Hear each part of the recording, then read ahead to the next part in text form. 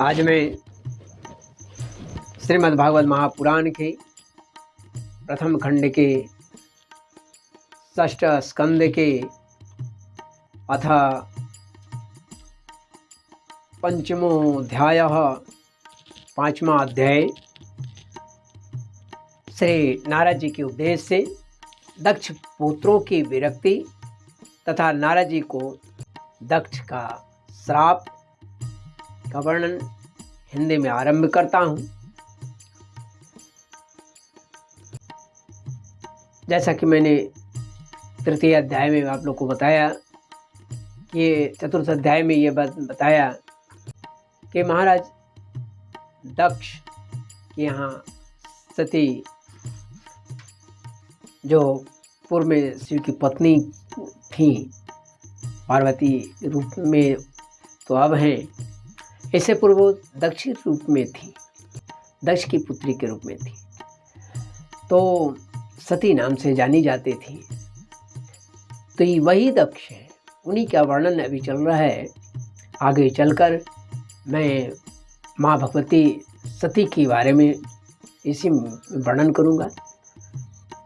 पंचम अध्याय में सुखदेव जी परीक्षित से कहते हैं कि तस्यां स पांचजन्यां वै विष्णु मायोपवृणीत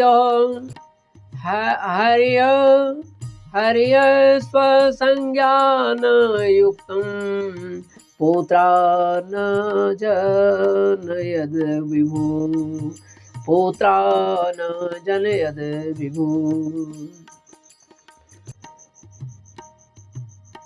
भगवान सुखदेव परीक्षित जी को कथा सुना रहे हैं। जैसा कि आप जानते हैं कि तक्षक नाग इनको डसने वाला है, और इसी के बाद ये परीक्षित महाराज सुखदेव जी से कथा सुन रहे हैं, भगवान की लीलाओं का वर्णन, जिसमें कई देवताओं का वर्णन हुआ है, लोक परलोक आदि का, तल तलातल आदि जितने भी हैं वेदों का वर्णन हुई है। अब उसी में दक्ष की वर्णन चल रहा है। तो सुखदेव जी कहते हैं कि परीक्षित, भगवान शक्ति संचार से दक्ष प्रजापति, भगवान के शक्ति संचार से दक्ष प्रजापति ये समर्थवान हो गए, परम समर्थ हो गए, ताकतवर हो गए। उन्होंने पंचजन्य की पुत्री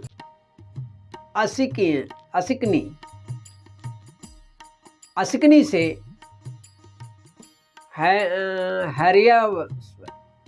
हर्यस्व नाम के 10,000 पुत्र को जन्म दिया, यानी 10,000 पुत्र उत्पन्न हुए।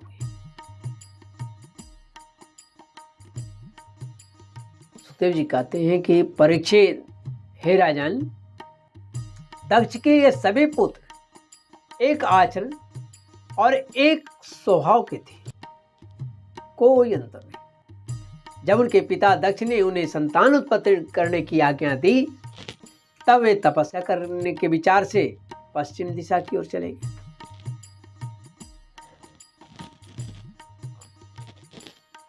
पश्चिम दिशा में सिंधु नदी और समुद्र के संगम पर नारायण सर नाम का एक महान तीर्थ है। नारायण सर नाम का एक महान तीर्थ है। बड़े बड़े मुनि सिद्ध पुरुष वहां निवास करते हैं। नारायण सरोवर में स्नान करते ही हर्यस्व के अंतःकरण शुद्ध हो गए। उनकी बुद्धि भागवत धर्म में लग गई। फिर भी अपने पिता दक्ष की आज्ञा से बंधे होने के कारण वे उग्र तपस्या ही करते रहे। जब देवर्षि नारद ने देखा कि भागवत धर्म में रुचि होने पर भी ये प्रजावृद्धि के लिए तत्पर हैं, तब उन्होंने उनके पास आकर कहा, अरे हर्यस्व, तुम प्रजापति हो तो क्या हुआ? वास्तव में तो तुम लोग मूर्ख ही हो। बताओ, जब तुम लोगों ने पृथ्वी का अंत ही नहीं देखा, तब सृष्टि कैसे करोगे? बड़े खेद की बात है। देखो, एक ऐसा देश है जिसमें एक ही पुरुष है, एक ऐसा बिल है जिसमें बाहर निकलने का रास्ता ही नहीं है, एक ऐसी स्त्री है जो बहुरूपिणी है, एक ऐसा पुरुष है जो व्यभिचारिणी का पति भी है, एक ऐसी नदी है जो आगे पीछे दोनों ओर बहती है, एक ऐसा विचित्र घर है जो 25 पदार्थों से बना हुआ है, एक ऐसा हंस है जिसकी कहानी बड़ी विचित्र है, एक ऐसा चक्र है जो छुरे एवं वज्र से बना हुआ है और अपने आप घूमता रहता है। मूर्ख है हरियस्वों, जब तक तुम लोग अपने सर्वज्ञ पिता के उचित आदेश को नहीं समझ नहीं लोगे तो और इन उपर्युक्त वस्तुओं को देख नहीं लोगे, तब तक उनके आज्ञानुसार सृष्टि तुम कैसे करोगे। सुखदेव जी कहते हैं कि परीक्षित, हर्यश्व जन्म से ही बड़े बुद्धिमान थे। वे देवर्षि की यह पहली ये गुण वचन सुनकर अपनी बुद्धि से स्वयं ही विचार करने लगी। देवर्षि नारद का कहना तो सच है, वे लोग विचार कर रहे हैं मन ही मन कि वे विचार कर रहे हैं, सोच रहे हैं यह जो शरीर है लिंग शरीर है। यह शरीर जो है लिंग शरीर ही जिसे साधारणतः जीव कहते हैं, पृथ्वी है और यही आत्मा का अनादि बंधन भी। इसका अंत यानी विनाश देखे बिना मोक्ष के अनुपयोगी कर्मों में लगे रहने से क्या लाभ है। नारद जी की ऐसी प्रश्न था जिससे प्राचीन बरही के पुत्रों ने क्षमा करेंगे दक्ष के पुत्रों ने यह सोचना आरंभ किया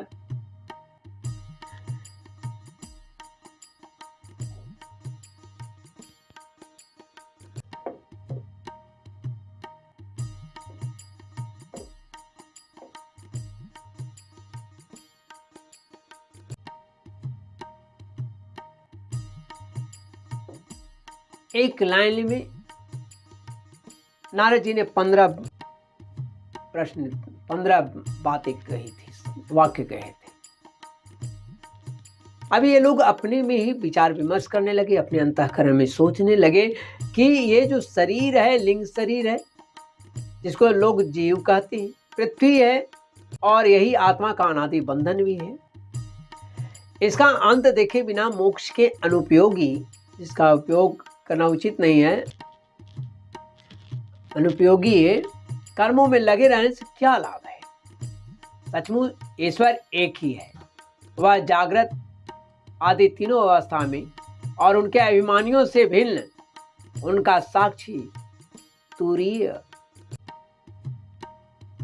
वही सबका आश्रय है, परंतु उसका सबका आश्रय है लेकिन उनका आश्रय कोई नहीं है। वही भगवान है, उस प्रकृति आदि से अतीत नित्य मुक्त परमात्मा को देखे बिना भगवान के प्रति असमर्पित कर्मों से जीव को क्या लाभ है, जीव को क्या लाभ हो। जैसे मनुष्य बिल रूप पाताल में प्रवेश करके वहां से लौट नहीं पाता, वैसे ही जीव जिसको प्राप्त होकर फिर संसार में नहीं लौटता है, जो स्वयं अंतर ज्योति स्वरूप है, उस परमात्मा को जाने बिना विनाशवान स्वर्ग भी विनाशवान है। वो ऐसा नहीं कि वह अमर है, तो विनाशवान स्वर्ग आदि फल देने वाले कर्मों को करने से क्या लाभ होगा? करने से क्या लाभ है? या अपनी बुद्धि की बहुरूपिणी और सत्व, रज तथा तम आदि गुणों को धारण करने वाली या व्यभिचारिणी शब्द प्रयोग किए थे नारद जी, तो व्यभिचारिणी स्त्री के समान है। इन जीवन में इसका अंत जाने बिना, विवेक प्राप्त किए बिना अशांति को अधिकाधिक बढ़ाने का जो कर्म है, कर्म करने का कोई प्रयोजन ही नहीं है, कोई मतलब ही नहीं है कि उसको बढ़ाया जाए। या बुद्धि, या जो बुद्धि है यह उल्टा है, उल्टा स्त्री के समान है, जिसके संग से जीव रूप पुरुष का ऐश्वर्य, इसकी स्वतंत्रता का नाश हो जाता है, नष्ट हो जाता है। पुरुष का ऐश्वर्य, इसकी स्वतंत्रता नष्ट हो गई है। इसी के पीछे पीछे वह उल्टा स्त्री के पति की बाती न जाने कहाँ कहाँ भटक रहा है। इसके विभिन्न गतियों चालों को बिना देखे, बिना जानने, चालों को जाने बिना ही विवेक रहित कर्मों से क्या सिद्धि मिल सकती है? श्रेष्ठेयप्यकरीं मायां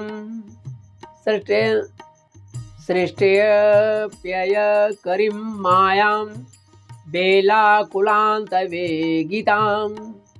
मत्तस्य मातां विज्ञस्य किमसत्कर्मभिर्भवेत्। माया ही दोनों ओर बहने वाली नदियां हैं, नदी है, और यह सृष्टि भी करती है और प्रलय भी करती है। यह सृष्टि भी करती है और प्रलय भी। जो लोग इससे निकलने के लिए तपस्या, विद्या आदि तटों का, अगर इन्हें तट मान लिया जाए, तो इन तटों का अगर सहारा लेने लगते हैं, उन्हें रोकने के लिए, जब इन तटों का जब सहारा लोग लेने लगते हैं, तो इसे रोकने के लिए क्रोध, अहंकार आदि के रूप में वह और भी वेग से बहने लगती है।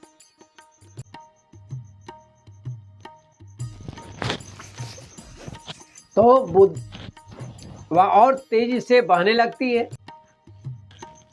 जो पुरुष उसके वेग से विवश एवं अनभिज्ञ है, वह मायिक कर्मों से क्या लाभ उठाएगा? ये 25 तत्व ही एक अद्भुत घर है। नारद जी ने 25 तत्वों का बना हुआ घर बताया था। तो ये 25 तत्व क्या है? तो 25 तत्व ही एक अद्भुत घर है। पुरुष उनका आश्चर्यमय आश्रय है। वही समस्त कारणात्मक जगत का अधिष्ठाता है। यह बात जानकर सच्चा स्वातंत्र्य प्राप्त किए बिना झूठी स्वतंत्रता से किसे जानने वाले कर्म व्यर्थ ही है। किए जाने वाले, झूठी स्वतंत्रता से किए जाने वाले कर्म जो हैं वह व्यर्थ है, बेकार है। भगवान का स्वरूप बतलाने वाला शास्त्र हंस के समान निर्क्षीर विवेकी है। वह बंधन, मोक्ष, चेतन और जड़ को अलग अलग करके दिखा देता है। ऐसे आध्यात्म शास्त्र रूप हंस का आश्रय छोड़कर उसे जाने बिना बहिर्मुख बनाने वाले कर्मों से क्या लाभ हो सकता है? लाभ ही क्या है उसका?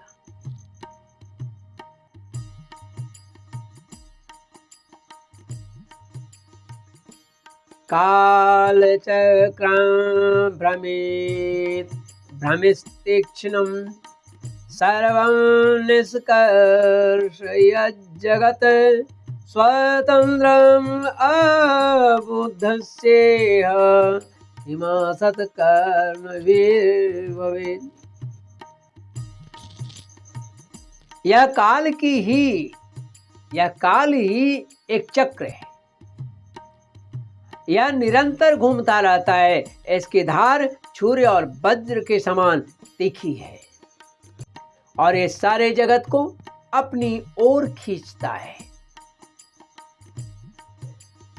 यह इसको रोकने वाला कोई नहीं है और यह परम स्वतंत्र है। यह बात न जानकर कर्मों के फल को नित्य समझकर, अजर अमर समझकर जो लोग सकाम भाव से कामना लेकर के उसका अनुष्ठान करते हैं, उन्हें उन अनित्य कर्मों से क्या लाभ होगा जो नित्य नहीं है।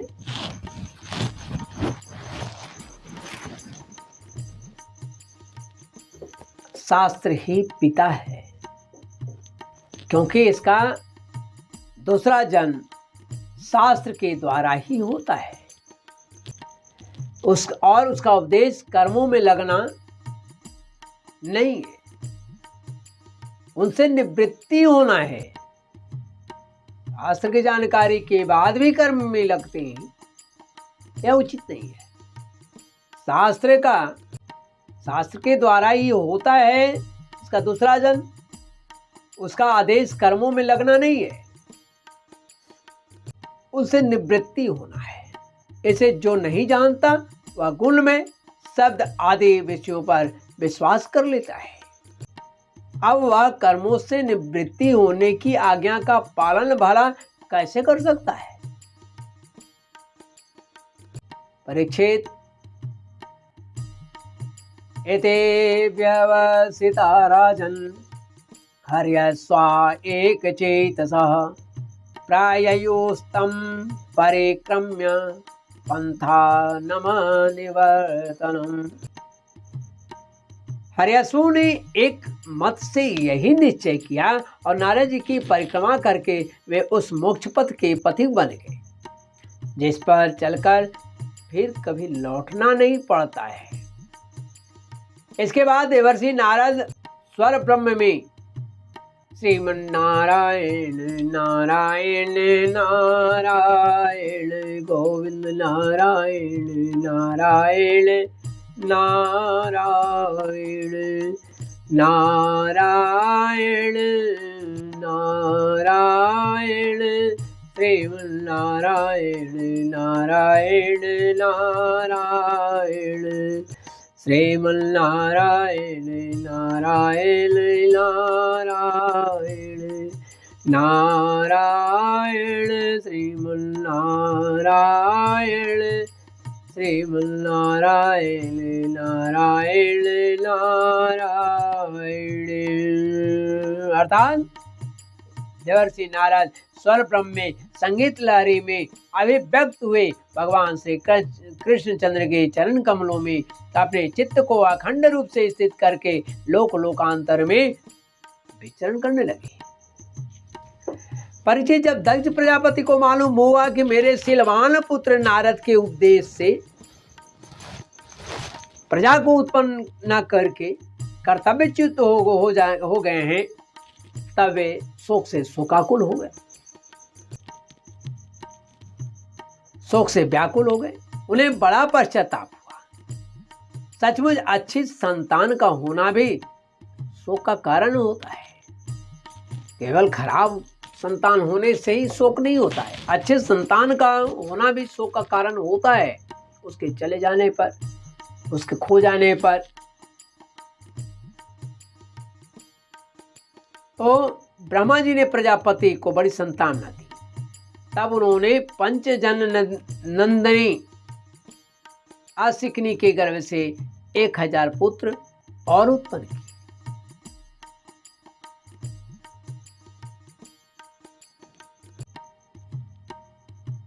उनका नाम था सबलाश्व। वे भी अपने पिता दक्ष प्रजापति की आज्ञा पाकर प्रजा सृष्टि के उद्देश्य से तप करने के लिए उसी नारायण सरोवर गए, वहां जहां जाकर उनके बड़े भाइयों ने सिद्धि प्राप्त की थी। सबलासुओं ने वहां जाकर उस सरोवर में स्नान किया। स्नान मात्र से ही उनके अंतःकरण का मल जो था वह धुल गया, सारे मल धुल गए। अब वे परब्रह्म स्वरूप प्रणव का जप करते हुए ओम नमो नारायणाय, परब्रह्म स्वरूप प्रणव का अर्थात ओम का जप करते हुए महान तपस्या में लग गए। कुछ दिनों तक केवल जल, कुछ महीने तक केवल हवा पीकर ही उन्होंने हम नमस्कार पूर्वक ओंकार स्वरूप भगवान नारायण का ध्यान करते हैं, जो विशुद्ध चित्त में निवास करते हैं, सबके अंतर्यामी हैं तथा सर्वव्यापक एवं परमहंस स्वरूप हैं। इस मंत्र का अभ्यास करते हुए मंत्राधिपति भगवान की आराधना की। बोलिए श्री लक्ष्मी नारायण भगवान की जय।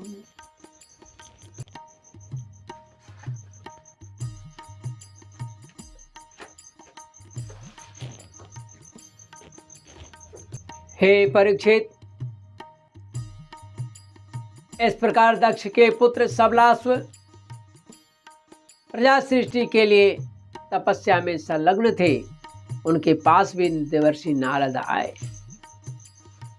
उनके पास भी देवर्षि नारद जी आए हैं और उन्होंने पहले के समान ही कूटनीति वाला वचन कहा। उन्होंने कहा कि दक्ष प्रजापति के पुत्रों, मैं तुमको जो उपदेश देता हूं उसे सुनो। तुम लोग तो अपने भाइयों से बड़ा प्रेम करते हो, इसलिए उसके मार्ग का अनुसंधान करो। भातॄणां प्रायणं भ्राता यो नो तिष्ठति धर्मवित् स पुण्यबन्धु पुरुषो मरुद्भिः सह मोदते। एतावदुक्त्वा प्रययो नारदो मोघदर्शनः तेऽपि चन्वगमन्मार्गं भातॄणामेव मारिषा।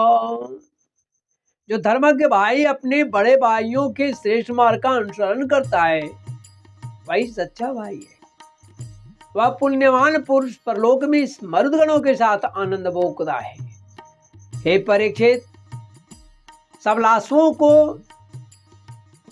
इस प्रकार उपदेश देकर देवर्षि नारद वहां से चले गए और उन लोगों ने भी अपने भाइयों के मार्ग का ही अनुगमन किया, क्योंकि नारद जी का दर्शन कभी व्यर्थ नहीं जाता।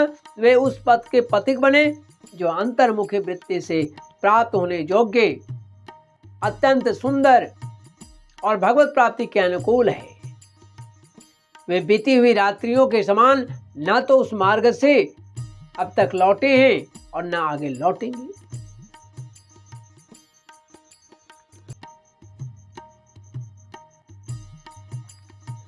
दक्ष प्रजापति ने देखा कि आजकल बहुत से अपशकुन हो रहे हैं। उनके चित्त में पुत्रों की अनिष्ट की आशंका हो गई। इतने में ही उन्हें मालूम हुआ कि पहले की भांति अब की बार भी नारद जी ने मेरे पुत्रों को चौपट कर दिया, मेरे काम को पूर्ण नहीं होने दिया, संतान उत्पत्ति करने से उन्हें वंचित कर दिया। उन्हें अपने पुत्रों की कर्तव्यच्युति से बड़ा शोक हुआ और वे नारद जी पर बड़े क्रोधित हुए। उनके मिलने पर क्रोध के मारे दक्ष प्रजापति के होठ क्रोध से फड़फड़ाने लगे और वे आवेश में आकर नारद जी से बोले। दक्ष महाराज ने नारद जी से कहा, ओ असाधो साधूनां साधो लिंगेन न नस्त्वया असाध्व आर्यर्भकाणां विमोक्षमार्गा प्रदर्शितः। दक्ष प्रजापति ने कहा, ओ दुष्ट, तुमने झूठ मूठ के साधु का वाला पान रखा है। हमारे भोले भाले बालकों को भिक्षुक का मार्ग दिखाकर तुमने हमारा बड़ा अपकार किया है। अभी उन्होंने ब्रह्मचर्य से ऋषि ऋण, यज्ञ से देव ऋण और पुत्रोत्पत्ति से पितृण नहीं उतारा था। उन्हें अभी कर्मफल की नश्वरता के संबंध में भी कुछ विचार नहीं था। परंतु पातमन, तुमने उनके दोनों लोकों का सुख चौपट कर दिया। सचमुच तुम्हारे हृदय में दया का नाम भी नहीं है। तुम इस प्रकार बच्चों की बुद्धि बिगाड़ते फिरते हो। तुमने भगवान के पार्षदों में रहकर उनकी कीर्ति में कलंक ही लगाया। सचमुच तुम बड़े निर्लज हो। ननो भागवता नित्यं भूतानुग्रह कातरा हृदय त्वां सौहृदघ्नं वैरंकारम वैरिणाम। मैं जानता हूं कि भगवान के पार्षद सदा सर्वदा दुखी प्राणियों पर दया करने के लिए व्यग्र रहते, परंतु तुम प्रेम भाव का विनाश करने वाले हो। तुम उन लोगों से भी बैर करते हो जो किसी के बैर नहीं करते, जो किसी से बैर नहीं रखते हैं, उनका भी तुम दुश्मन हो। यदि तुम ऐसा समझते हो कि वैराग्य से ही स्नेह पास वेश्याशक्ति का बंधन कट सकता है, तो तुम्हारा यह विचार ठीक नहीं है। क्योंकि तुम्हारे जैसा झूठ मूठ वैराग का स्वांग भरने वालों से किसी को वैराग्य कैसे संभव है, यानी वैराग नहीं हो सकता। नारद, मनुष्य विषयों का अनुभव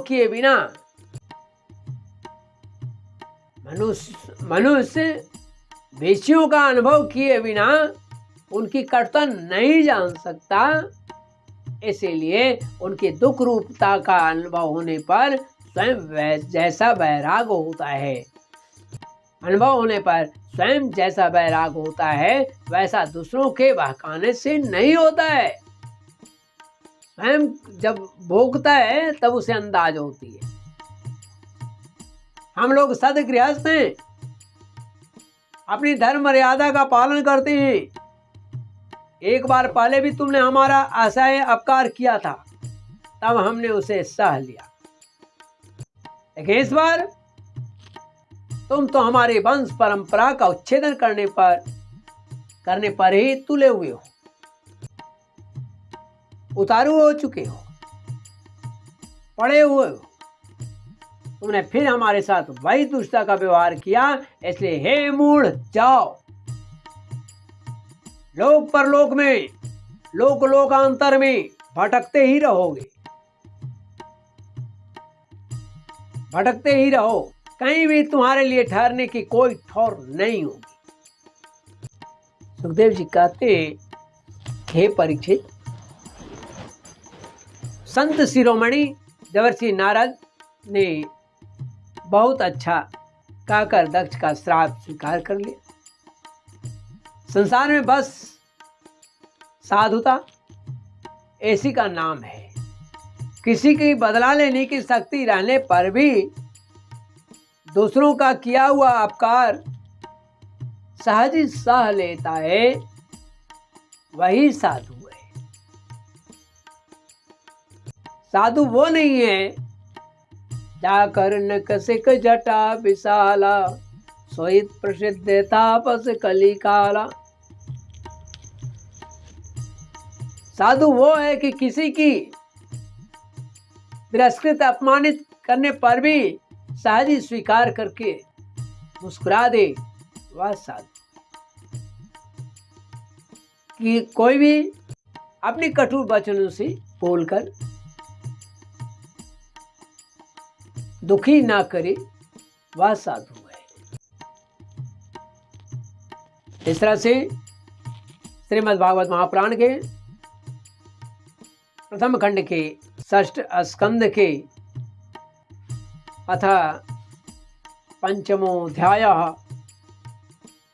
पांचवा अध्याय, श्री नारद जी के उपदेश से दक्ष पुत्रों की विरक्ति तथा नारद जी को दक्ष का श्राप यहाँ पर हिंदी में खा के रूप में समाप्त होता है।